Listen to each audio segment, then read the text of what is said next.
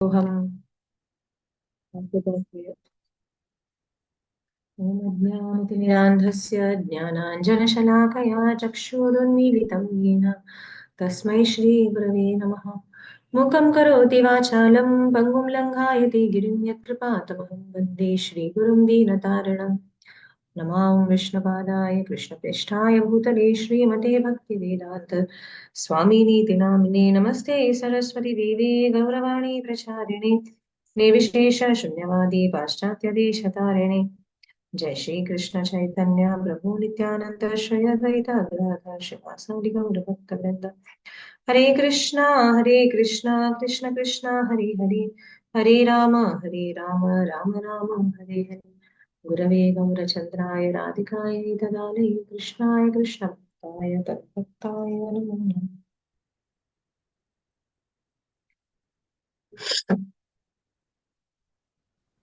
हरे कृष्ण। तो पिछले सत्र में हम चर्चा कर रहे थे कि अर्जुन किस प्रकार भगवान से कहते हैं जो कुछ कर्म कर रहे हो वो मेरे लिए करो, और जो कुछ कर रहे हो वो सब अर्पण मुझे अर्पण करके करो। क्योंकि जो व्यक्ति इस भौतिक सृष्टि का कोई उपयोग मतलब उपभोग करता है, लेकिन अगर वो भगवान को कुछ ऑफर नहीं कर रहा, तो ऐसे व्यक्ति को चोर की उपमा दी गई है कि ये व्यक्ति चोर है। क्योंकि जो संसार, जैसे हमने पिछले सत्र में चर्चा की थी कि प्रकृति जो है, प्रकृति का कार्य है कि वो पुरुष की सेवा करे। तो यहाँ पर ये भौतिक जगत में प्रकृति कौन है? ये जो भौतिक जगत है, माया शक्ति जो है जिससे ये भौतिक जगत बना हुआ है, ये प्रकृति है। और पुरुष कौन है? तो वो भौतिक जगत में ये पुरुष है, विराट पुरुष। ठीक है। और आध्यात्मिक जगत में पूर्ण पुरुषोत्तम भगवान कौन है? वो श्री कृष्ण। तो ये प्रकृति जो कुछ भी बना रही है वो हर एक चीज भगवान की सेवा के लिए है। और समझो अगर उसमें से कोई चीज हम हमारे लिए यूज करें, जैसे कि हमने एग्जाम्पल लिया था, अगर एक कोई सुंदर सा फूल है, ठीक है, तो ये फूल अगर प्रकृति में तैयार हो रहा है, तो द वेरी रीजन है सो दैट वो भगवान को ऑफर हो सके, वो भगवान की सेवा में लगने के लिए ये फूल खिल रहा है। लेकिन हम क्या करेंगे? देखेंगे, चार पांच स्नैप्स खींचेंगे, ये एंगल से वो एंगल से, फिर उसे निकाल तोड़ देंगे, फिर कानों में लगाकर और चार पांच फोटो खींचेंगे, हो गया। सो यहाँ पर हम क्या कर रहे हैं? जो वस्तु भगवान के आनंद के लिए बनाई गई थी उसे हम इनडायरेक्टली हमारे लिए यूज कर रहे हैं। इनडायरेक्टली नहीं, directly actually we are using it for ourselves. So यहाँ पर हम चोर की तरह है। करेक्ट। तो इसके लिए भगवान इधर कहते हैं कि जो कुछ कर रहे हो सब मुझे अर्पण करो। इवन जो कुछ अन्न बन रहा है, जो कुछ है, सब कुछ भगवान की सेवा के लिए। इसके लिए भगवान कहते हैं जो कुछ खा रहे हो, ठीक है, मतलब even everything that you do, वो सब कुछ तुम मुझे अर्पण करो। एक श्लोक आएगा आगे जाके जहाँ पे भगवान कहेंगे यद करोषि यद अश्नासि यद जुहोसि ददासि यद यद तपस्यासि कौन्तेय तत् कुरुष्व मद अर्पणम। कृष्णा डायरेक्टली वहां पर कह रहे हैं जो कुछ कर रहे हो, यद अश्नासी जो कुछ खा रहे हो, यद जुहोसि ददासी यद जो कुछ दान कर रहे हो, यद तपस्यासी जो कुछ तुम तप कर रहे हो, कौन्तेय तत् कुरुष्व मद अर्पणम। हर एक कार्य तुम्हारे जीवन का सब कुछ मुझे अर्पण करो, ऐसे भगवान कह रहे हैं। और यहाँ पर भगवान अब स्पेसिफिकली जो है वो अन्न के बारे में बात कर रहे हैं। ठीक है, यहाँ से हमारा पिछली बार थोड़ा वो पीपीटी रह गया था, तो मैं अभी वो शेयर कर रही हूँ आप लोग के साथ। आप वो देख सकते हैं। ओके। सो पीपीटी विजिबल है आपको? यस। सो यहाँ पर कृष्ण कह रहे हैं कि जो कुछ आप कुक भी करते हो वो सब कुछ आप मुझे अर्पण करो। So this is a very important verse. यज्ञ शिष्टाशिना संतो मुच्यन्ते सर्व किल्बिषै भुंजते ते त्वघम पाप ये पचन्त्यात्म कारणात्। भगवान यहाँ पर क्या कह रहे हैं कि ये पचंती आत्म कारणात्, यानी कि जो कोई व्यक्ति अपने जिह्वा के लिए या फिर अपने खुद के इंद्रिय तृप्ति के लिए अगर कोई अन्न खा रहा है मुझे अर्पण किए बिना, तो फिर वो क्या खाता है? भुंजते ते त्व अघम पापम। दो बार यहाँ पर सिन, ये इस शब्द का प्रयोग है, पाप इस शब्द का प्रयोग है। अघ का अर्थ भी पाप होता है। भुंजते ते तू अघम पापा। तो वो पाप, वो केवल और केवल पाप खा रहा है, वो बोलते ना अघ, ये खा रहा है। तो इसके लिए जो कुछ आप खा रहे हो वो भी यज्ञ शिष्टासीना। यज्ञ यानी कि कौन? कृष्ण। हम चर्चा कर रहे थे, याद है कि स्वाहा जब बोलते थे यज्ञ का मुख खुलता है, और तब हम हमारी आहुति देते हैं उसके अंदर। करेक्ट। तो ये यहाँ पर भगवान कह रहे हैं। और इवन अगर हम ऐसे भी सोच रहे हैं, अरे ऐसा थोड़ी होता है, खाने पे कोई कैसे रिस्ट्रिक्शन लगा सकता है, तो 15वें अध्याय में कृष्ण खुद कहेंगे कि अहम वैश्वानरो भूतवा प्राणिनाम देहम आश्रित। ये अन्न जो भी हम खा रहे हैं, उसे पचाने की शक्ति भी अगर हम देखेंगे तो भगवान दे रहे। वैश्वानर अग्नि बनकर वो हमारे पेट में, हमारे ही नहीं, वो हर एक जीव के पेट में है। अहम वैश्वानरो भूतवा प्राणी नाम देहम आश्रित, कृष्ण कहते हैं। वो ये नहीं कहते कि मनुष्याणाम देहम आश्रित या फिर नराणाम देहम आश्रित, ऐसे नहीं बोल रहे। प्राणी नाम यानी कि वो छोटा सा कीड़ा क्यों ना हो, वो सुअर क्यों ना हो, वो शेर क्यों ना हो, वो कुत्ता बिल्ली, जो कुछ भी है, हर एक जीव के पेट में भगवान है, जो उन्हें उनके प्रकार का अन्न जो है डाइजेस्ट करने के लिए हेल्प कर रहे हैं। चाहे फिर वो सुअर क्यों ना हो जो विष्ठा खा रहे हैं। कृष्णा लव्स अस सो अनकंडीशनली कि कृष्णा इज रेडी, ओके ठीक है तुम्हें ये खाना है, I am ready to, this is not for you but still, अगर तुम्हें यही चाहिए तो I will allow you to digest it, I will help. भगवान इतने करुणा है भगवान की हमारे ऊपर। ठीक है। तो ओके। तो ये जो था कि यज्ञ में जब अर्पण होता है तो किस प्रकार अन्न का शुद्धिकरण होता है, ये फ्लो चार्ट है उसका। ठीक है। तो जैसे हमने चर्चा की थी कि कलियुग में अगर देखने जाएंगे तो सबसे बड़ा यज्ञ जो है वो है संकीर्तन यज्ञ। बराबर, संकीर्तन यज्ञ इज द बेस्ट। बिकॉज संकीर्तन यज्ञ करने के लिए अगर देखेंगे तो कोई पात्र की आवश्यकता नहीं, पात्रता की आवश्यकता नहीं। अगर बाकी कोई अगर यज्ञ करना है तो शुद्धता होनी चाहिए, ये वो। आप सोचिए अगर हमें हवन करना है या कुछ भी, तो स्नान करना होता है, वो कुश का पवित्रा पहनना पड़ता है, आचमन करना होता है, ये वो सब। करेक्ट। कितना कुछ है। मंत्र बोलने आने चाहिए, वो संस्कृत का उच्चारण यहाँ से वहां होना नहीं चाहिए थोड़ा सा भी, क्योंकि थोड़ा भी अगर आगे पीछे हो गया तो उसका अर्थ ही बदल सकता है, जैसे कि वृत्रासुर की कथा में हुआ था। अगर आप देखोगे वृत्रासुर की कथा में त्वष्टा जो इतने श्रेष्ठ ब्राह्मण है, त्वष्टा जब आहुति दे रहे थे, तो ये बोल एक मंत्र उन्होंने थोड़ा सा ऐसे बोल दिया कि इंस्टेड ऑफ सेइंग कि एक ऐसा असुर पैदा हो जो इंद्र को मारेगा, उन्होंने कहा ऐसा कोई तो असुर होना चाहिए जो इंद्र के हाथों मारा जाएगा, ऐसे उसका अर्थ चेंज हो गया। तो सोचिए अगर ऐसे कोई यज्ञ करने, सिमिलरली कुंभकर्ण के केस में भी हुआ था। कुंभकर्ण जब यू नो ब्रह्मा जी से वरदान मांगने वाला था, तो कुंभकर्ण का फ्रेज होने वाला था इंद्र विजय। ऐसे वो मांगने वाला था कि मुझे इंद्र पर विजय प्राप्त करनी है। लेकिन सभी देवताओं ने सरस्वती देवी से रिक्वेस्ट किया, अरे बाबा ये तो बहुत भयानक है, इसके जीवा पे बैठ के कुछ तो करना। तो इंस्टेड ऑफ सेइंग इंद्र विजय, कुंभकर्ण ने कह दिया निद्रा विजय।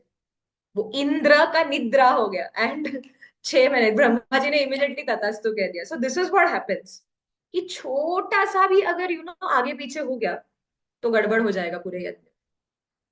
तो इसके लिए क्या संकीर्तन यज्ञ, हरे कृष्ण कृष्ण कृष्ण हरे हरे, हरे राम राम राम हरे हरे। कितना सिंपल नाम है भगवान का, बस हरि नाम लेना है और कुछ नहीं करना। So it is the easiest, और वो हर एक के लिए है। और बेस्ट पार्ट इज वो आप कहीं पर कर सकते हैं। ठीक है। ईशोपनिषद में अगर हम देखेंगे तो सबसे जो इन्वोकेशन प्रेयर है उसका पहला श्लोक जो है ईशोपनिषद का, वो यही है, ओम पवित्रो पवित्रो वा, ओम पवित्र पवित्रो वा सर्वावस्थां गतोपि वा यस्मरेत पुंडरीकाक्षम सह बाह्याभ्यंतर शुचि। कि ओम पवित्र अपवित्रो वा, आप पवित्र हो या अपवित्र हो। ठीक है। यानी कि स्नान किया रहेगा या स्नान नहीं किया होगा, या कोई भी फेस में। बहुत बार ऐसे प्रश्न पूछा जाता है, मतलब स्पेशली माता, मतलब जो स्त्री है वो पूछती है बहुत बार कि पीरियड्स में तो हरि नाम नहीं ले सकते ना, ऐसे कैसे? बराबर, जब नहीं करना चाहिए पीरियड्स में, ऐसे काफी बार प्रश्न आता है। तो यहाँ पर ये मंत्र उसका प्रमाण है। वो क्या कह रहे, ओम पवित्र अपवित्र पवित्रो वा, आप चाहे अपवित्र हो या पवित्र हो, सर्वावस्थाम गतोपि वा, किसी भी अवस्था में हो, आप लेट रहे हो, आप खड़े हो, आप बैठे हो, आप कुकिंग कर रहे हो, आप लिख रहे हो, कुछ भी कर रहे हो। ठीक है। पवित्र पवित्र वा सर्वावस्थाम गतोपि वा यह स्मरेत पुंडरी काक्षम, लेकिन जैसे ही आप पुंडरी काक्ष यानी कि भगवान कृष्ण का स्मरण करते हो, सह बाह्याभ्यंतर शुचि, ऑटोमेटिकली आपका इंटरनल और एक्सटर्नल दोनों शुद्धिकरण हो जाता है। ये संकीर्तन यज्ञ की महिमा है कि यूजुअली बाकी के यज्ञ अगर करने होंगे तो एक्सटर्नल शुद्धिकरण हमें कर कर ही हम वो यज्ञ कर सकते हैं। लेकिन संकीर्तन यज्ञ की महिमा ऐसी है कि जैसे ही हम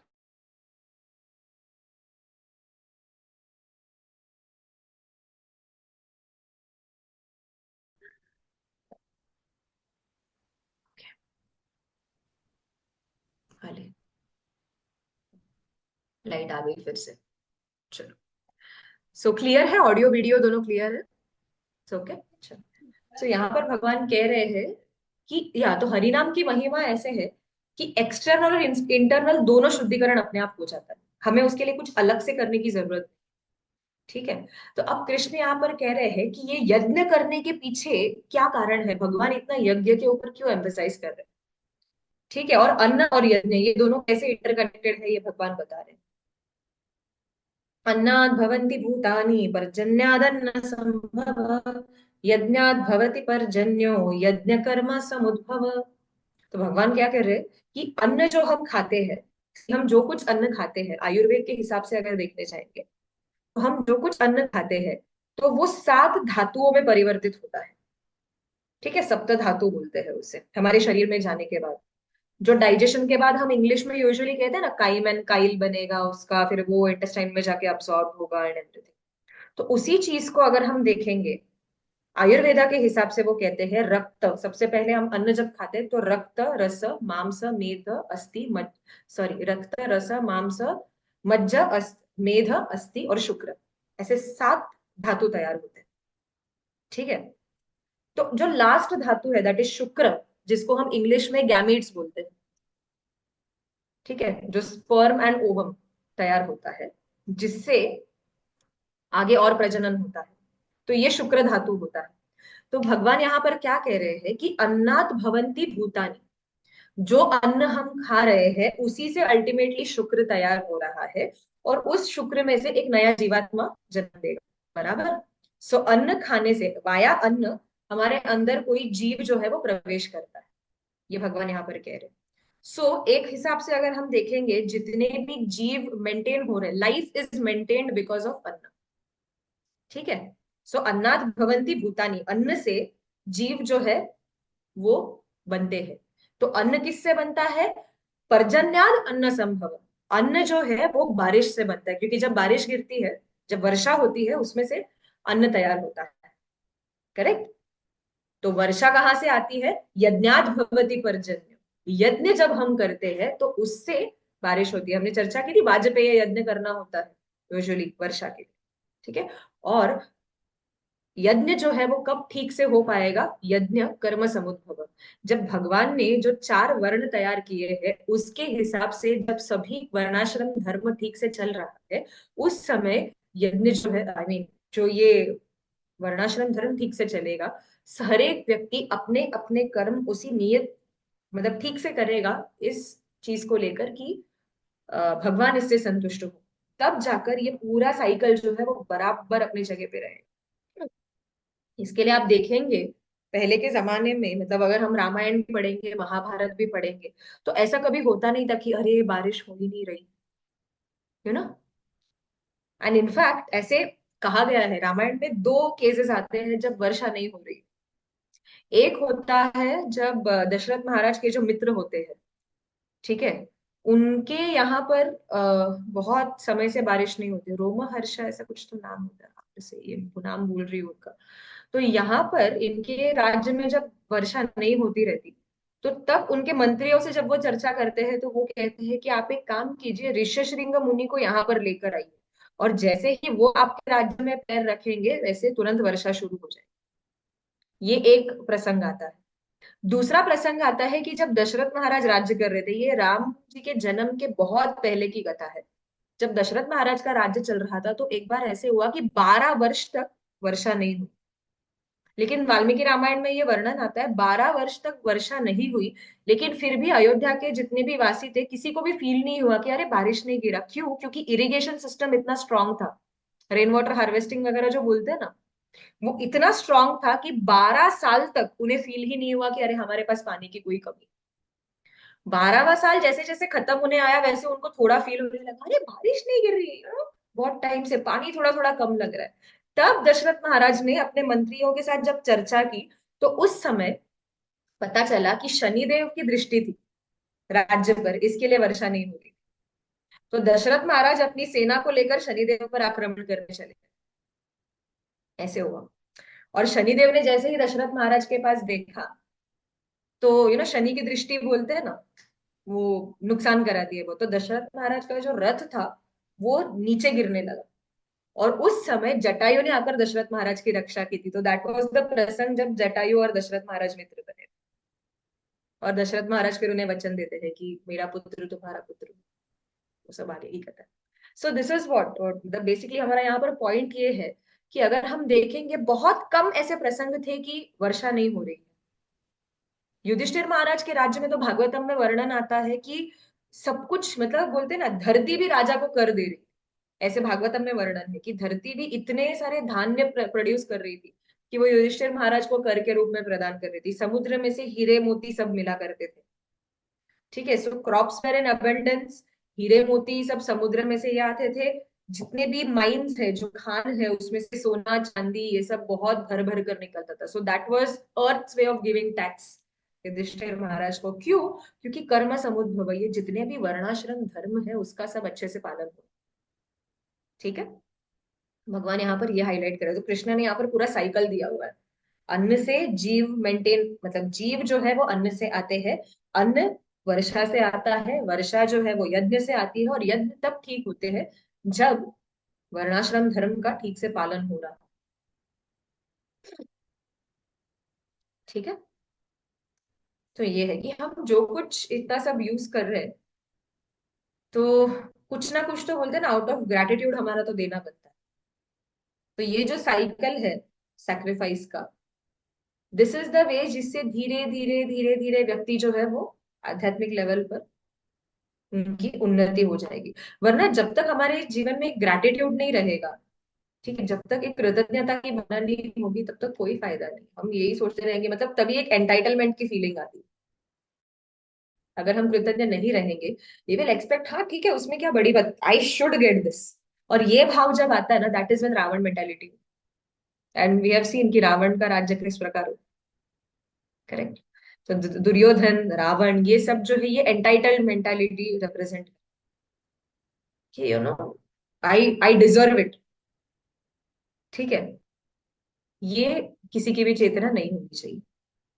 तो अब अगले श्लोक में कृष्ण कह रहे, कर्म ब्रह्मोद्भवम विद्धि, ब्रह्माक्षर समुद्भवम, तस्मात् सर्वगतम ब्रह्म वित्तम यज्ञे प्रतिष्ठितम।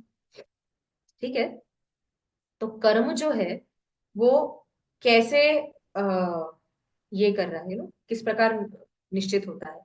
तो sacrifice maintains the Lord's created beings and therefore it is very dear to the Lord। तो कर्म जो है वो भगवान ने ही तैयार की हुई विधि है। अगर आप देखेंगे भागवतम के पन्नों में, तो भगवान जो है वो यज्ञ स्वरूप में भी अवतार लेते हैं, जस्ट सो दैट, क्योंकि देवता जो है वो कौन है, वो भगवान के भक्ति तो है ना। All the demigods, they are Krishna, Krishna ने खुद उनको अपॉइंट किया है ये पूरे संसार के चलन के लिए। तो उनके प्रति जब हम अपनी कृतज्ञता व्यक्त कर रहे हैं, तो वो एक तरफ से वैष्णव सेवा ही हो रही है। तो इसके लिए ये यज्ञ की जो प्रोसेस है वो भी भगवान को बहुत प्रिय है।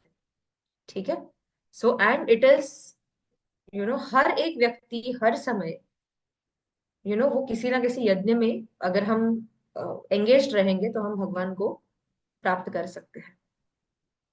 ठीक है, ये यहाँ पर ऐसे कह रहे हैं। So adherence to one's duties is actually yajna. कि हमारा जो भी प्रिस्क्राइब ड्यूटी जो हम कहते हैं, जो हमारा धर्म है, या तो वो स्टूडेंट का धर्म हो या फिर गृहस्थ धर्म हो, जो कुछ है, ये जब हम हमारे धर्म का पालन करते हैं तो वो एक्चुअली एक यज्ञ है। ब्राह्मण, अगर हम देखेंगे, इवन डीटी वर्शिप अगर आप देखोगे, हम मंदिर में जाते हैं जब आरती चल रही होती है, ठीक है, ऑल्टर में तो एक ही व्यक्ति होते हैं, पुजारी जो होते हैं वो आरती दिखाते रहते हैं। लेकिन जितने भी लोग मंदिर में उस टेम्पल हॉल में खड़े हैं, हर एक को भगवान को आरती दिखाने का बेनिफिट। क्यों? बिकॉज पुजारी जो है वो वहां पे एक रिप्रेजेंटेटिव के रूप में है और वो आरती दिखा रहे हैं हर एक व्यक्ति की तरफ से। बराबर। तो हम अगर ऐसे सोचेंगे, अरे आरती तो पुजारी दिखा रहे हैं, मेरा क्या काम है मंदिर में जाने का, तो ऐसा नहीं है। जब हम जाते हैं तो हर एक व्यक्ति उसमें भागीदारी होता है। तो ऐसा नहीं समझना है कि अरे यज्ञ तो ब्राह्मण कर रहे हैं, बेनिफिट उनको ही मिलेगा। नहीं, ऐसे नहीं है। अगर देखेंगे तो ये चारों वर्ण जो है, ब्राह्मण, क्षत्रिय, वैश्य और शूद्र, चारों को बेनिफिट मिल रहा है। जैसे कि आप समझिए, ब्राह्मण जब कोई यज्ञ करते हैं, ऋषि मुनि यज्ञ करते हैं, या फिर आजकल के जमाने में अगर हम देखेंगे जो भी साधु पुरुष भजन कर रहे हैं, ठीक है, साधारण आप सिंपल उदाहरण ले लीजिए। तुकाराम महाराज के भजन के वजह से शिवाजी महाराज को बल मिल रहा था, बराबर। शिवाजी महाराज और तुकाराम महाराज का प्रसंग जानते हैं। तुकाराम महाराज भजन कर रहे थे, इसके लिए शिवाजी महाराज को बल मिल रहा था, उनका आशीर्वाद था शिवाजी महाराज के पीछे। और शिवाजी महाराज अपना क्षत्रिय धर्म निभा रहे थे, इसके लिए सभी साधु संतों को भजन करने मिल रहा था। ये इंटर रिलेटेड। तो दोनों को बेनिफिट मिल रहा है। शिवाजी महाराज अपना यज्ञ कर रहे हैं धर्म की रक्षा करके, एक क्षत्रिय होकर, ठीक है। तुकाराम महाराज अपना धर्म निभा रहे हैं जब वो संकीर्तन यज्ञ कर रहे हैं। तो यहाँ पे दोनों का बेनिफिट है। वैश्यों का बेनिफिट कैसे है? वैश्य किस तरीके से बेनिफिट होते हैं? क्योंकि वैश्यों के हाथ में क्या है? कृषि रक्षा और गो रक्षा। अगर वैश्यों ने गायों की रक्षा नहीं की तो यज्ञ करने के लिए जो दूध, दही, घी, गोबर, क्योंकि यज्ञ कुंड जो है उसपे गोबर और गोमूत्र जब तक लगता नहीं तब तक तो यज्ञ कुंड बन नहीं सकता, बराबर। आहुति जब दिखाते हैं तो उसमें पंचगव्य जाता ही है, घी के बिना आप यज्ञ कर ही नहीं सकते। तो वैश्य का, तो ये वैश्य का यज्ञ है, गायों की रक्षा करना। शूद्रों का यज्ञ क्या है? प्लीज अंडरस्टैंड, शूद्र मतलब लेबर क्लास नहीं होता, ठीक है, लेबरर्स है no doubt, but please understand यहाँ पर आर्टिसंस भी है। जब हम कोई प्रकार का यज्ञ कर रहे हैं या कुछ कर रहे हैं, तो कुछ कुछ यज्ञों में सोने के पात्र लगते हैं, चांदी के पात्र लगते हैं, अलग अलग टाइप का वो वेसल्स लगता है, ये सब। तो ये सब कौन प्रोवाइड करेगा? सोनार है, लोहार है। तो ये शूद्रों का यज्ञ है। क्षत्रिय को लड़ने के लिए हेल्प अगर चाहिए, अगर क्षत्रिय कितना भी स्ट्रांग क्यों ना रहे, तलवार को धार ही नहीं है, क्या करे? तो उसके लिए कोई ऐसा लोहार चाहिए जो एक्सपर्ट होगा, करेक्ट। तो ये शूद्रों का कॉन्ट्रीब्यूशन है, that is the yajna of the Shudras. So please understand, हर एक व्यक्ति जब अपना प्रिस्क्राइब ड्यूटी कर रहा है वो सर्वश्रेष्ठ यज्ञ है। यज्ञ करने का अर्थ ये नहीं कि जब तक आंख से आंसू नहीं निकल रहे और हम खास खास कर आहुति दे रहे तो ही यज्ञ हुआ, ऐसे नहीं। Yajna is when we are performing our prescribe duty for the pleasure of the lord. चेतना का फर्क है सिर्फ हर एक केस में, ठीक है। तो यज्ञ से क्या होता है? There it removes false ego, ये सबसे इंपॉर्टेंट है, and the sense of self proprietorship. Instead of thinking कि ये जो कुछ भी है हम हमारे लिए कर रहे हैं, यज्ञ जब हम करते हैं, अगर हम देखेंगे हर एक आहुति देते समय यज्ञ में ये बोला जाता है, इदम कृष्णाय इदम न मम, इदम गुरवे इदम न मम। ये कृष्ण का है, ये मेरा नहीं है। न मम, इदम गुरवे इदम न मम, ये मेरे गुरु महाराज का है, ये मेरा नहीं। जब बार बार इवन हम कोई अगर डे टू डे कार्य भी कर रहे हैं, तो अहंकार थोड़ा सा अगर आ गया मन में और हमने इमिजिएटली इफ वी थिंक इदम कृष्णा या इदम न मम, जो कुछ है मेरे अंदर वो सब कृष्ण के कारण है, इट्स नॉट माइन। तो ये यज्ञ की आहुति है, ठीक है। तो इससे क्या होगा कि हमारे अंदर ये जो अहंकार होगा, कि आई एम समथिंग, ये निकल जाएगा। इवन दो हम we can use this same principle in our day to day life, ठीक है।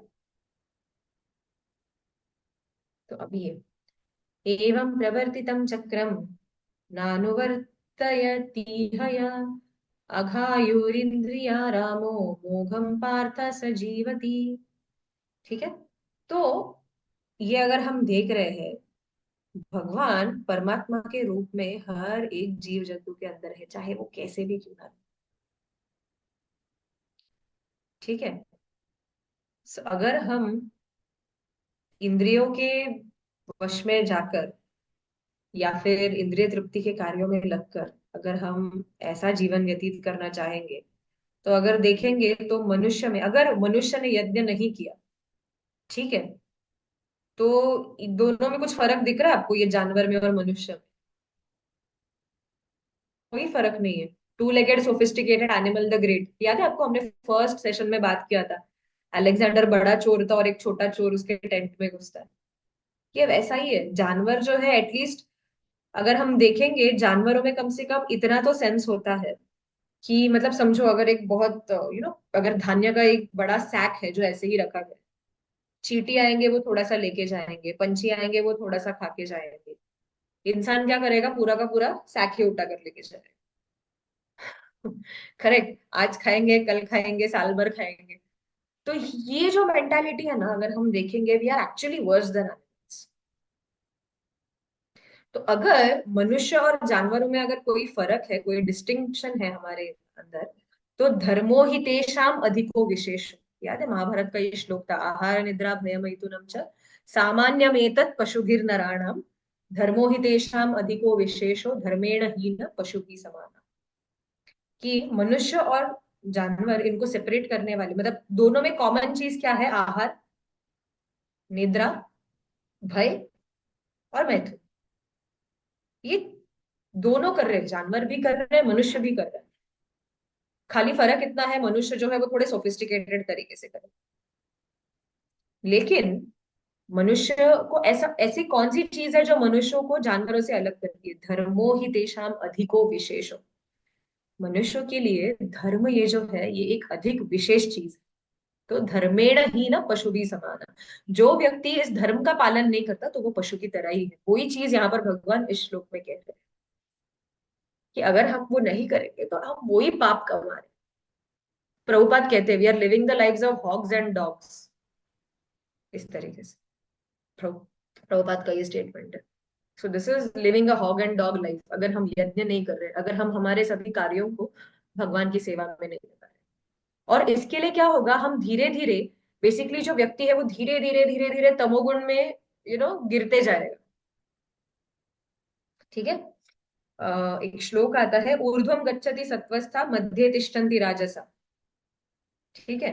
जो सत्व गुण में जो होते यज्ञ वगैरह जब करते हैं तो सत्व गुण की वृद्धि होती है उससे, जब हम भगवान के लिए कोई कार्य करते हैं। तो ऊर्ध्वम गच्छन्ति सत्वस्था, जो सत्व गुण में लोग आ जाते हैं वो हायर प्लैनेट्स में चले जाते हैं। उनका प्रमोशन होते जाता है धीरे धीरे। मध्य तिष्ठन्ति राजसा, जो ऐसे व्यक्ति है कि जो आउट ऑफ कर्म बंधन से, अगर मैं ये करूंगा तो मुझे ये फायदा होगा, अगर मैं वो ये यज्ञ करूंगा तो मुझे वो फायदा होगा, ये सोच के जो कर्म का फल प्राप्त करने के लिए अगर कोई व्यक्ति ये सब कर रहा है, तो मध्य, तो ये रजोगुण है। तो मध्य तिष्ठन्ति राजसा, वो फिर से मनुष्य योनि में ही जन्म दे। ठीक है। लेकिन जगन्यावृत्ति, जिनकी पाप बुद्धि है, जो एब्सोल्युटली भ्रष्ट बुद्धि के है, अधोगच्छन्ति तामसा, तो ऐसे व्यक्तियों का क्या होता है, मनुष्य जन्म से फिर नीचे के योनि में डिग्रेडेशन होता है, जानवर बने अपने कर्मों के हिसाब से। तो एटलीस्ट अगर हमको मेंटेन भी करना है तो भी यज्ञ करना पड़ेगा। हायर जाना तो भूल ही जाओ, but even if we have to at least maintain the human life या फिर अ ह्यूमन बॉडी, यज्ञ करना आवश्यक है, वरना सीधा डाउनफॉल है एकदम। ओके। या it emphasises that sacrifice is a must, compulsory है करना। तो ये आप बाद में पीपीटी में से पढ़ सकते हो। ठीक है, तो ये पिछले सेशन का था।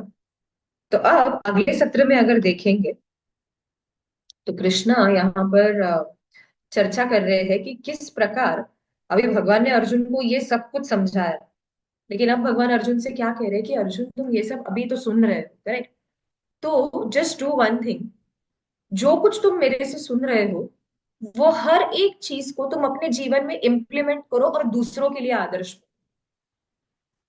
और यहाँ पर भगवान जनक महाराज और खुद का उदाहरण देते, कहते मैं खुद भी ये करता हूँ।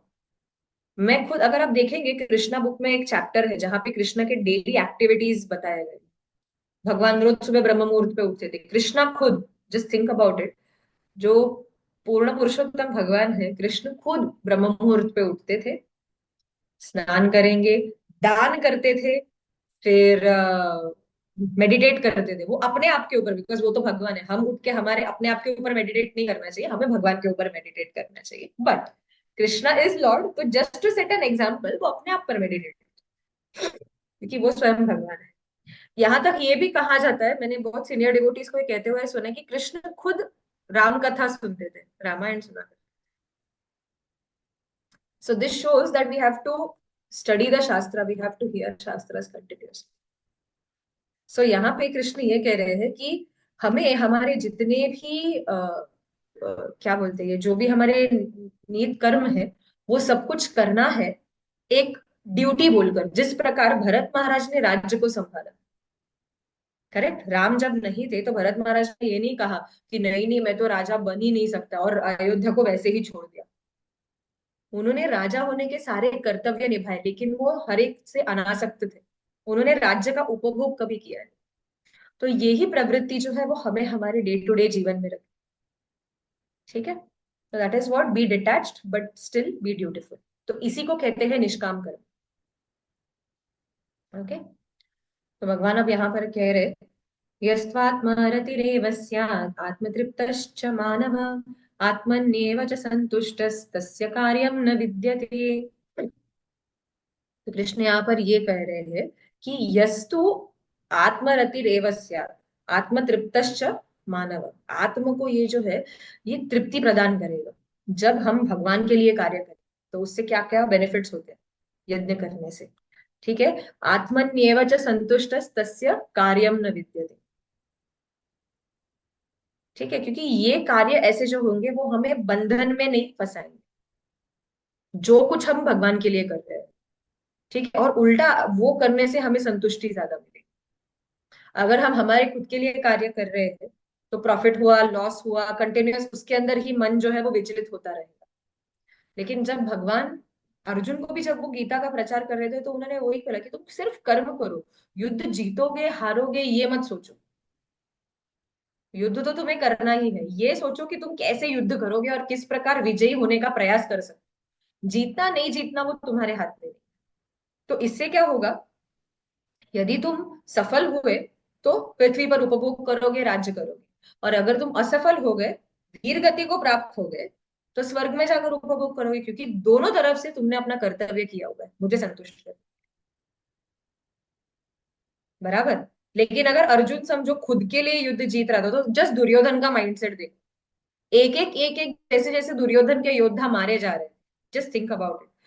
जब भीष्म देव बाणों की शैया पर थे, द्रोणाचार्य का वध हुआ, कर्ण का वध हुआ, दुशासन का वध हुआ, तो जस्ट थिंक कि दुर्योधन कितना डिस्टर्ब था, वो छटपटा रहा था। He was so disturb. Correct. क्यों? बिकॉज ये एंजाइटी था, मैं तो हारने वाला हूं, मैं तो हारने वाला हूँ, और ये लाइव टेलीकास्ट सुन के वहां पे धृतराष्ट्र टेंशन में था पूरे time. But still he was having hope कि नहीं, कहीं ना कहीं पॉसिबिलिटी है कि दुर्योधन जीत जाए। कुछ तो टर्न ऑफ इवेंट्स होगा और दुर्योधन जीत जाएगा। सो दुर्योधन एंड धृतराष्ट्र दोनों में अगर हम देखेंगे, देर वॉज, बिकॉज वो जो कुछ कर रहे थे वो खुद के स्वार्थ के लिए कर रहे थे, निहित स्वार्थ के। तो दोनों भी जो थे देवर मिजरेबल। लेकिन पांडवों ने भी तो सब कुछ खोया। करेक्ट। पांचों पुत्र मारे गए, अभिमन्यु की हत्या हो गई। बराबर। सब कुछ ये होने के बाद भी आप पांडवों की स्टेबिलिटी देखो। दुख हुआ सी। भक्ति भक्त होने का या फिर भक्ति करने का मतलब ये नहीं कि हम हार्ड हार्टेड। ठीक है। मेरे शिक्षा गुरु ने एक बहुत अच्छा वाक्य कहा। वो कह रहे थे कि a devotee should be soft hearted but thick skinned. Soft hearted, कि हृदय जो है वो कोमल होना चाहिए, but thick skinned. Thick skinned मतलब जो आजू बाजू में अगर जो कुछ हो रहा है वो हर छोटे बात को लेके हम विचलित नहीं होने चाहिए। जैसे कि महाराज एक लेक्चर में कह रहे थे कि वृंदावन के साधु जो थे, जब महाराज वृंदावन में थे और उस समय इंडिया पाकिस्तान का युद्ध चल रहा था, तो ये साधु जो होते थे रोज शाम को रेडियो पर सुनते थे कि युद्ध का क्या लाइव ये है, टेलीकास्ट जो होता था ना, रेडियो पर आता था कि इतने सैनिक मारे गए, ये हुआ। तो ये सुनकर उन साधुओं को बहुत दुख होता था, वो रोते थे कि कितने जवान मारे जा रहे, दोनों तरफ से सैनिक मारे जा रहे, जस्ट बिकॉज एक द्वेष है दो राष्ट्रों में। ये सुनकर वो साधु रोते थे, लेकिन जैसे ही थोड़ी देर में रेडियो बंद कर दिया, ऐसे नहीं कि वही चर्चा करते गए करते गए करते गए, पॉलिटिक्स बात करते गए, नहीं। थोड़ा टाइम तक रेडियो सुनते थे कि क्या ये आ रहा है, बंद हो गया, इमीडिएटली अपना भजन शुरू कर देते थे और वो खुश रहते थे। सो this is how the devotee is soft hearted. ऐसे नहीं कि वो ये नहीं कहा हाँ क्या ये तो शरीर है, शरीर नहीं है, हम तो आत्मा है, कोई बात नहीं, मर रहे हैं, कोई अगला जन्म अच्छा मिल जाएगा, ऐसे नहीं कहा वो। करुणा है हृदय में, लेकिन उसी चीज को लेकर अटैचमेंट नहीं। तो ये भगवान यहाँ पर कह रहे, so this was the difference between Pandavas and Kauravas. कि दुर्योधन ने जब रिवर्सल्स फेस किया तो ही वॉज मिजरेबल, लेकिन पांडवास ने जब रिवर्सल्स फेस किया, दुख हुआ, बट साथ ही साथ शक्ति थी उसे फेस करने। और भक्त के जीवन में भी यही होता है। भक्ति करने का अर्थ ये नहीं है कि हमारे जीवन में दुख नहीं आएगा, दुख आएगा लेकिन उसको सहन करने की शक्ति हो। जैसे कि आप सोचिए कि अगर रास्तों पर जब हम चल रहे, तो पत्थर रहेंगे, कांटे रहेंगे। हम ऐसे नहीं कह सकते कि हम पूरे भारत का पत्थर कांटा निकालेंगे और एकदम सॉफ्ट कारपेट करते बैठेंगे पूरे रोड्स को और फिर ही हम चलेंगे नंगे पाँव। This is not going to be possible. तो सोल्यूशन क्या है? बूट्स पहन लो। जब बूट पहन लेंगे तो वो कांटे रहेंगे, वो पत्थर भी वहीं पर रहेंगे, लेकिन वो हमारे पैरों में चुभेंगे नहीं। जितने थिक बूट्स है, उतना वो दर्द कम होगा, उतना वो फील कम होगा। तो जितनी ज्यादा हमारी भक्ति है, जितना ज्यादा हमारा सरेंडर है, क्योंकि कांटे तो आने वाले हैं, हम दुखालय, हम अशाश्वतम में है, प्रॉब्लम्स तो आएंगे। ओके। बट भक्ति का बूट्स अगर हमने पहन लिया है, टॉलरेंस का बूट्स अगर हमने पहन लिया है, तो सहन करने की कैपेसिटी मिली। सो कृष्ण यहाँ पर एक्चुअली यही हाईलाइट कर रहे हैं, so do whatever you are doing for me, because जब तुम मेरे लिए कार्य करोगे वो भक्ति कहलाई जाएगी। और अगर तुम मेरे लिए नहीं कर रहे हो, निहित स्वार्थ के लिए कर रहे हो, तो कर्म बंधन में फंसते जाओगे, काटे चुभते जाएंगे। ठीक है। नैवं तस्य कृतेनार्थो नाकृतेनेह कश्चन, न चास्य सर्वभूतेषु कश्चिदर्तव्यपाश्रय। तो ये भगवान यहाँ पर एक सेल्फ रियलाइज्ड व्यक्ति के कैरेक्टर्स बोल रहे हैं ये दो वर्सेस में। ठीक है। नैव तस्य कृतेनार्थो न कृतेनेह कश्चन, न चास्य सर्वभूतेषु कश्चिदर्थ व्यपाश्रय। कि ये व्यक्ति जो है वो, मतलब बोलते हैं ना, वो जो कुछ कर रहा है वो एक तो भगवान की सेवा में लगा रहा है। ठीक है।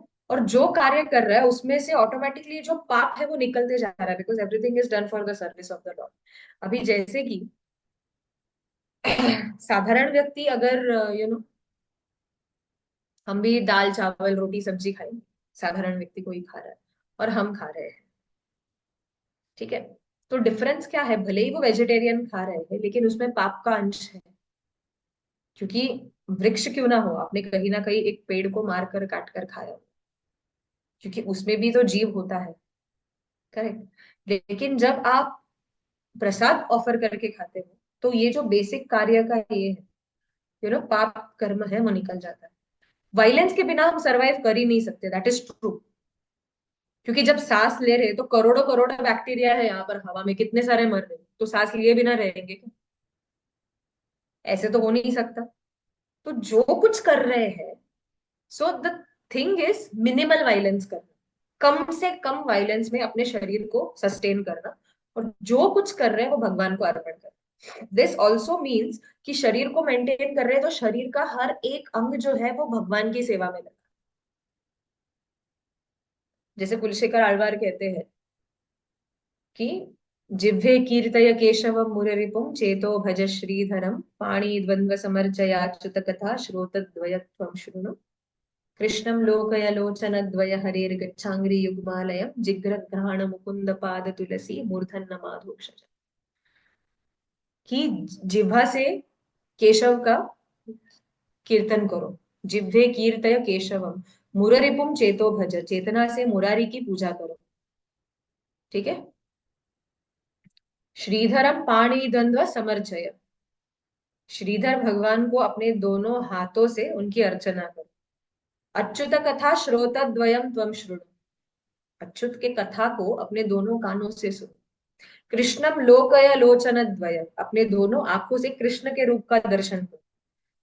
हरेर गच्छांग्री युग्मालयम, हरि के मंदिर में अपने दोनों पैरों से चल के जाओ।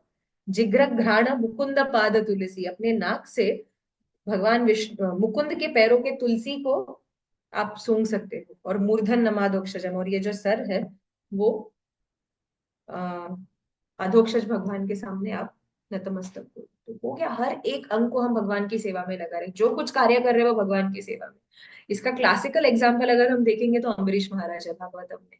सवै मन कृष्ण पदार पदार विंदयो वाचांसि गुणानु वै वाचांसि वैकुंठ गुणानु वर्णने करौ हरिर मंदिर मार्जनादिशु। तो वहां पर सुखदेव गोस्वामी एक लिस्ट दे रहे हैं पूरा कि अम्बरीश महाराज कैसे कैसे अपने हर एक अंग को भगवान की सेवा में लगा रहे थे। तो उसके परपोर्ट में श्रीला प्रभुपाद कहते हैं कि फर्स्ट सुखदेव गोस्वामी स्टार्ट करते सवई मन कृष्ण पदार विंदयो, कि उनका मन जो था वो कृष्ण के चरणों में लगा हुआ था। जैसे हम यहाँ पे फोटो में देख रहे हैं, ये सभी जो भक्त है वो अलग अलग कार्य कर रहे हैं, लेकिन हर एक के मन में कौन है? कृष्ण है। बराबर। तो the solution to all problems is, अगर हम ऐसे सोचे कि कर्म को कैसे कृष्णा को ऑफर करें, तो सिंपल है। मन को अगर हम कृष्ण में लगा रहे हैं तो बाकी सब अपने आप कृष्ण में लग जाएगा। सो इसके लिए the most important step is सवई मन कृष्ण पदारविंद। मन को भगवान की सेवा में लगाओ, इंद्रिय अपने आप लग जाएंगे, ऑटोमेटिकली वो कनेक्ट हो जाएगा सब कुछ। ठीक है, तो इसके वजह से क्या होगा, जो भी हम ड्यूटीज कर रहे हैं, ठीक है, वो भी हम एक्चुअली ज्यादा परफेक्टली करेंगे। अगर आप देखोगे, अर्जुन भगवान के सबसे श्रेष्ठ भक्त थे, बराबर, सखा है भगवान के। और सर्वश्रेष्ठ धनुर्धर कौन है उस समय का? अर्जुन है। बराबर। सर्वश्रेष्ठ गदाधर कौन थे? भीम थे। बराबर। भाले से कौन सबसे अच्छा युद्ध करते थे? युधिष्ठिर महाराज। धर्मराज कौन थे? युधिष्ठिर महाराज। अजात शत्रु कौन थे? युधिष्ठिर महाराज। तो भक्त होने का मतलब ये नहीं है कि हम हमारे ड्यूटीज में स्लैक हो जाए। जब हम भक्त बनते हैं तो ऑटोमेटिकली हम हमारे ड्यूटीज में भी एक्सपर्ट बन जाते हैं। ऑटोमेटिकली होता है, वो एक बाई प्रोडक्ट। तो ऐसा कभी नहीं होता कि हम कुछ कर रहे हैं, ले मतलब भक्ति कर रहे हैं, इसका मतलब ये है कि ये बाकी सब हमारा डगमगना शुरू हो जाएगा, पढ़ाई कम होगी, ये कम होगा। एज स्टूडेंट्स नहीं, हम पढ़ाई में भी उतने ही एक्सपर्ट होने चाहिए। वी शुड बी द मतलब हमारे कैपेसिटी के अकॉर्डिंग हमें बेस्ट करना है। व्हाई? एक बहुत अच्छा उदाहरण है। अगर मेरे मेरे पास, समझो, ठीक है, मैं मेरा फोन पकड़ के खड़ी हूँ हाथ में, ठीक है, I have my phone with me. मेरा फोन अगर मेरे हाथ से गिर गया, वो कैसे भी हम यूज करते, गिर जाएगा, टूटेगा, उसके ऊपर धूल लगी रहेगी, करेक्ट? कैसे भी हम यूज करेंगे क्योंकि वो वस्तु हमारी है। लेकिन समझो मेरे किसी फ्रेंड ने मुझे उसका फोन दे दिया और बोला इसको एक 15-20 मिनट तेरे पास ही रखना, मैं आ रही हूँ थोड़े टाइम। अभी हम उस फोन के साथ वैसे ही बर्ताव करेंगे क्या? कैसे भी फेंको, ये करो वो करो? नहीं, उसको हम सबसे ज्यादा संभालेंगे। भले ही मेरा फोन गिर गया चलेगा, लेकिन उसका फोन संभाल के रहना चाहिए, करेक्ट? ये थॉट प्रोसेस होगा। क्यों? क्योंकि वो किसी और का है, टेम्पररी मेरे पास संभालने के लिए दिया गया। बराबर। तो उसी प्रकार, जब हम हर एक वस्तु को, जब हम मन में भगवान के बारे में स्मरण कर रहे हैं, और हर एक वस्तु को जब हम भगवान से कनेक्ट करके देखना शुरू करेंगे, तो ऑटोमेटिकली हम हमारे ड्यूटीज ज्यादा अच्छे से करेंगे। जैसे कि अगर समझो छोटा बच्चा है, माँ ये सोच रही है कि ये मेरा बच्चा है, मुझे इसे डिसिप्लिन करना ही है, I have to do this, I have to do that. तो हो सकता है कि बच्चे को सुधारने के बदले वो और बिगाड़े, या फिर वो अपना ड्यूटीज उतना बराबर से नहीं करे। You know because there is this sense, वो एंटाइटलमेंट जब आ जाता है बच्चे के ऊपर। लेकिन वही माँ जब ये सोचेगी कि ये बच्चा जो है, ये कृष्णा की प्रॉपर्टी है मेरे पास, so I have to be really careful with this child. मुझे इस बच्चे को भी एक भक्त के रूप में देखना है और उसे उस तरीके से मोल्ड करना है कि मेरा ये बच्चा भक्त बने। तो सोचिए, ये चेतना और ये चेतना में क्या फर्क रहेगा। हु डू यू थिंक अपने बच्चे को ज्यादा अच्छे से संस्कार दे पाए? जो माँ ये सोच रही है कि ये बच्चा जो है मेरे पास, ये कृष्ण की प्रॉपर्टी। तो ऑटोमेटिकली जो अपने भौतिक ड्यूटी है उसमें भी वो अच्छे हो रहे हैं, और साथ ही साथ हो क्या रहा है कि वो आसक्त भी नहीं हो। हमारे राधा गोपीनाथ कॉन्ग्रीगेशन में एक बहुत ही सीनियर डिवोटी है। वो माताजी जो है, शी वॉज मतलब वो माताजी जो थे वो राधा गोपीनाथ टेम्पल में राजभोग की पूरी सेवा करते थे काफी टाइम तक। और जब माताजी प्रेग्नेंट थे तो सोचना कि इतना उनका वो रिस्पॉन्सिबिलिटी था डीटी किचन का, कि जो कुछ गोपीनाथ के प्लेट में लगेगा ना, वो मेनू जो है वो भी सब ये डिसाइड, मतलब ये माताजी डिसाइड करती थी कि आज का मेनू ये रहना चाहिए गोपीनाथ के, इतना उनका रिस्पॉन्सिबिलिटी थी। और उनका बेटा बॉर्न होने के, मतलब वेनसडे को आई थिंक उनका बेटा बॉर्न हुआ, माताजी संडे तक टेम्पल जाकर राजभोग बने, up to Sunday. Just think, 2-3 दिन में उनका डिलीवरी, बट स्टिल माताजी वुड गो एंड उनका बेटा बॉर्न हुआ। माताजी प्रभु जी दोनों बच्चे को लेकर महाराज के पास आए। महाराज ने उनको फर्स्ट इंस्ट्रक्शन क्या दिया?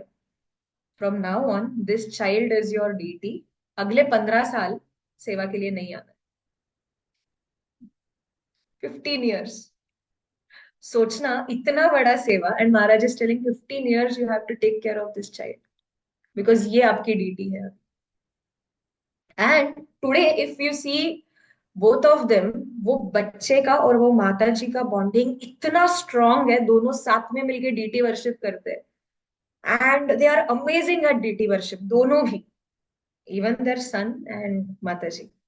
एंड रिसेंटली हुआ ऐसे था कि माता ji was not well, and उनको इतना, मतलब उनके बॉडी में कुछ तो वायरस आ गया था, and Mata ji was about to leave her body.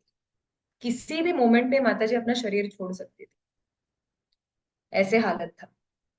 And Mata जी जब आईसीयू में थे एंड उनका बेटा जब उन्हें देखने गया, आई हर्ड दिस फ्रॉम, मतलब मैंने एक लेक्चर में ये सुना था, तो उन्होंने अपने बेटे से यही कहा कि आई डिड माई ड्यूटी तुम्हारे प्रति, अगर मेरे से कुछ कमी रह गई हो तो प्लीज मुझे क्षमा कर देना, and from now on Krishna will take your responsibility, you are Krishna's responsibility. सोचो, इतने साल जिस बेटे को उन्होंने बड़ा किया, उसके लिए सेवा भी छोड़ दी टेम्पल की, बट लास्ट मोमेंट में there was no attachment absolute. But Krishna mercy, माता जी रिकवर्ड। वो मिराक्युलस रिकवरी था उनका, बहुत ही। माता जी रिकवर हो गए and माता जी फिर से अभी सर्विस कर रहे।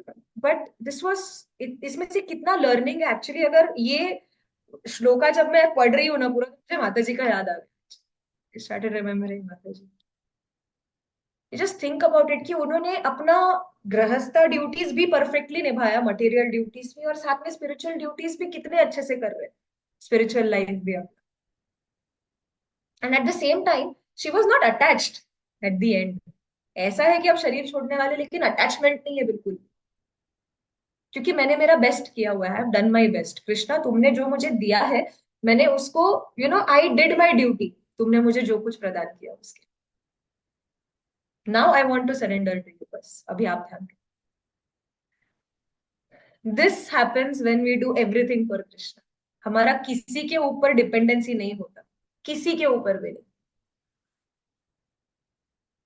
क्योंकि अल्टीमेटली अगर देखेंगे, हम ये सोचते हैं कि छोटे रहेंगे, या फिर इवन हमें लगता है कि नहीं, माता पिता जब छोटे होते तो सोचते हैं कि हमारे पेरेंट्स के ऊपर हम डिपेंडेंट है, वो हमें देखेंगे।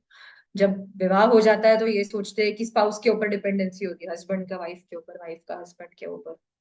बूढ़े बूढ़े हो जाते हैं तो लगता है कि हमारे बच्चे हमारा ध्यान रखेंगे। जस्ट थिंक अबाउट गजेंद्र, और जस्ट थिंक अबाउट द्रौपदी। मैं आज ही महाराज का लेक्चर सुन रही थी, और महाराज उसमें बोल रहे थे कि द्रौपदी एंड गजेंद्र, ये दोनों कितने सिमिलर सिचुएशंस में थे। दोनों भी अपने परिवार से घिरे हुए थे, बट कोई उनके लिए कुछ नहीं कर पाया। Nobody could do anything. तो ultimately both of them surrender to the lord, and that is where they found protection.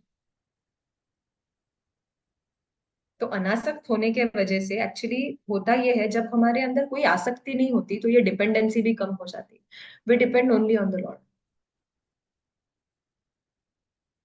ठीक है, और जब ऐसा सिचुएशन है, तो कोई कारण ही नहीं है ना कि हम हमारी ड्यूटीज क्यों ना करें। There is no reason to not do anything, because सब कुछ कृष्णमय है ऐसे केस में। इफ आई एम कुकिंग, तो मेरा कुकिंग भी कृष्णा कॉन्शियस है। क्यों? क्योंकि मुझे मेरे गोपाल जी के लिए भोग है। अगर मैं घर को क्लीन भी कर रही हूँ, तो क्लीनिंग भी कृष्णा कॉन्शियस है। जरूरी नहीं कि मुझे भागवतम पढ़ना है, 64 राउंड्स करना है, इतना ये होना ही चाहिए। Everything is Krishna conscious, because the house is Krishna's, this is Krishna's property, it has to be clean. Cooking करना है तो भगवान को भोग लगना चाहिए इसके लिए। तो ऑटोमेटिकली होता क्या है, you start doing things well अपने आप। ठीक है, सो ये अ, तो यहाँ पर भगवान जो है एक ऐसे व्यक्ति का कैरेक्टरिस्टिक्स बता रहे हैं जो कृष्णा कॉन्शियसनेस में रहकर एक्ट करे कंप्लीटली, निष्काम कर्म योगी का। ठीक है, so my prescribe duties are meant to bring material reward, but I do not have any material desire. ठीक है, मैं अगर मेरे ड्यूटीज को ठीक से करूंगा तो नेचुरल है कि मुझे मटेरियल रिवॉर्ड मिलेगा, बट वो मेरा गोल नहीं है। My goal is that Krishna becomes happy, that's it. मुझे मेरा काम करके रखना है, so that then I can do my bhajan peaceful. जैसे कि आप सोचो, पढ़ाई आप करके रख रहे हो अच्छे से सब कुछ, सो दैट कल जाके अगर कोई ने किसी ने फीडबैक के साथ देख लिया और आपको पूछा क्या हरे कृष्णा कर रहे हो, पढ़ाई हो गया क्या? हाँ हो गया। कोई भी आंसर अगर रैंडमली आपको उठाकर पूछ लिया और आपने ऐसे फट से जवाब दे दिया, अरे वाह, यू नो, सामने वाला इज ऑल्सो इम्प्रेस्ड कि पढ़ाई हो गया है, the child is well studied and साथ में भजन भी कर रहा है। सो ये सोचकर जब हम करेंगे ना कि मुझे पढ़ाई करके रखना चाहिए, सो दैट कल जाके कोई मुझे फीडबैक के साथ देखे या प्रोग्राम में जाते हुए देखे, उन्होंने ऐसे नहीं पूछना चाहिए, पढ़ाई हुआ क्या नहीं हुआ, so automatically don't you think आपकी पढ़ाई भी अच्छी हो जाएगी? Why? Because now you are doing studies for Krishna. ये तुम्हारी कृष्णा कॉन्शियस पढ़ाई है अभी। दिस इज हाउ हम चैनलाइज कर सकते हैं, ताकि कल जाके कोई उंगली नहीं उठे कि भक्ति करने के वजह से मार्क्स कम आए, पढ़ाई नहीं हुआ फिर भी प्रोग्राम में जाते बैठे रहते हैं। ऐसे नहीं होना चाहिए। ठीक है, सो प्रैक्टिकल एप्लीकेशन कैसा है, तो गुरु और शास्त्र, ये दोनों के गाइडेंस के अंडर हम हमारा जो भी कार्य है उसे पूरा करें। और there has to be a regulated way, एक नियम के अनुसार हमें जो भी हमारे कार्य है वो सब करते रहने चाहिए, लेकिन गुरु और शास्त्र के बेसिस पे, ये सबसे ज्यादा इंपॉर्टेंट है। गुरु की आज्ञा जो रहेगी, जैसे कि नरोत्तम दास ठाकुर कहते हैं कि गुरुमुख पद्मा वाक्य चित्ते ते कोरिया ऐक्य। गुरु के मुख से जो भी वाक्य निकलते हैं वो चित्ते ते कोरिया ऐक्य आरना करी हो मने आशा। गुरु पूजा में हम गाते हैं कि जो भी आपके गुरु कह रहे हैं उस चीज को अपने मन में धर के रखो और उसे फॉलो। तो उससे क्या होगा? श्री गुरु चरणे रति यही से उत्तमा गति, जे प्रसादे पूरे सर्व आशा। कि इसके वजह से गुरु के चरण में ऐसी रति प्राप्त होगी और उसके वजह से उत्तम गति प्राप्त होगी। क्यों? क्योंकि तब गुरु का आशीर्वाद होगा। सो गुरु और शास्त्र, ये दोनों के आधार पर जब हम हमारे कार्य को करते हैं तो उस समय थिंग्स वर्कआउट वेल। ठीक है, तो यहाँ पे जनक महाराज का उदाहरण है कि why a self realize soul works. क्योंकि होता क्या है, यद्यद आचरति श्रेष्ठ, आगे जाके श्लोक आएगा इसमें, यद्यद आचरति श्रेष्ठ तत्तदेवे तरो जना स यत् प्रमाणम कुरुते लोकस्तद अनुवर्तते। कि अगर जो भी समाज में एक पोजीशन अगर किसी का होता है, तो जिस प्रकार से बोलते हैं ना, मराठी में एक सेइंग है, यथा राजा तथा प्रजा। राजा जैसा होगा प्रजा वैसे ही बिहेव करे, बराबर? तो जो श्रेष्ठ व्यक्ति या फिर जिनका with great power comes great responsibility, राजा जिस प्रकार से बिहेव करेगा उसी तरीके से प्रजा भी बिहेव करेगी। तो जनक महाराज, राम जो थे, जनक महाराज थे, कृष्ण थे, ये सब आदर्श राजा थे और उनकी प्रजा जो है वो वैसे ही बिहेव कर रही।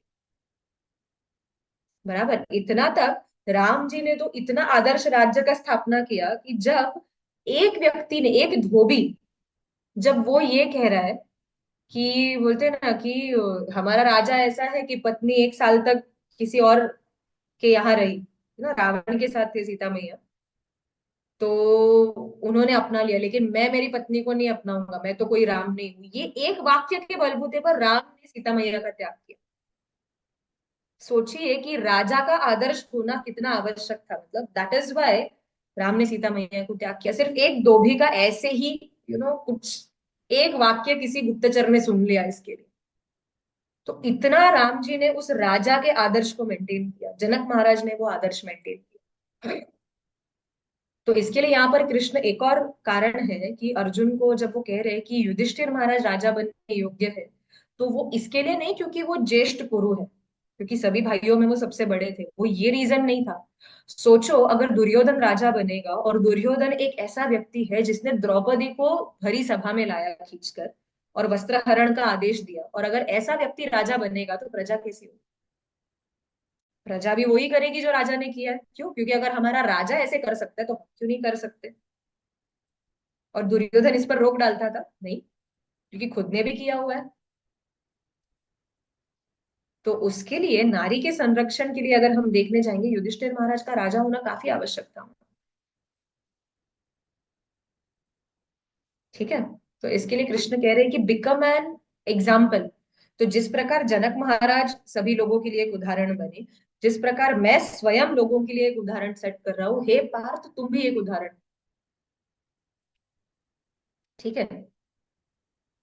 सो yeah, Janaka Maharaj and Krishna as householder यहाँ पर अगर हम देखेंगे। ठीक है, तो एक्चुअली इधर ही हम खत्म करेंगे, आज 9 o'clock हो गया ऑलरेडी। नेक्स्ट क्लास में अगले साल हम इस पीपीटी को पूरा करेंगे।